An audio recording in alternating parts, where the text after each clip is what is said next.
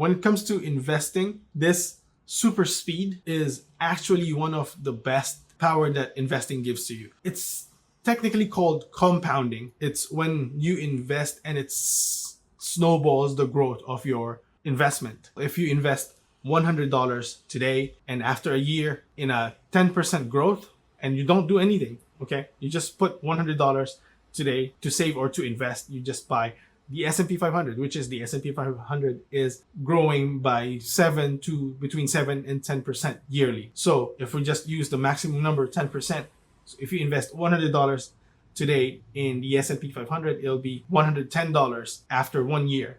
And then the next year, it'll be $121. You see how it slowly accumulates, but every time it accumulates, the gains that you receive from the initial investment is added to the total value of the amount, and it also gains return from the gains that you already have. So the snowball effect is slow and definitely compounds your investment in the long term. The super speed here is that within your years of investing, if you're going to invest for years in a long-term basis, the accumulation of the growth is boosted on the later days, on the later part of your investment. So let's say the best example for me is that it took me 5 years to invest or to reach my first $100,000.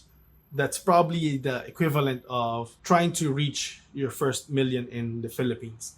And my sisters, they're currently saving their money in the bank where their money sleeps and it's not even moving. It's because it's not gaining anything. It's just there in the bank. The worst is one of my sisters is actually saving. I'm not making this up. She's actually saving part of her savings in her closet. Please don't get mad at me. Okay, if you start to invest it, like what I said earlier, instead of sleeping in the bank, you'll gain 7 to 10% growth yearly if you just put it in the S&P 500 it's nothing complicated. You just put it on the S&P 500 and that's it. You just leave it there like how you leave it in the bank while it sleeps. Instead of it sleeping, it's growing and it's helping you beat inflation, and it doesn't lose value. Instead, it earns more. It grows its value. So if you're trying to reach your first million pesos, it will take longer time if you're just saving it alone. And if you're just putting money in the bank, it will take longer time for you to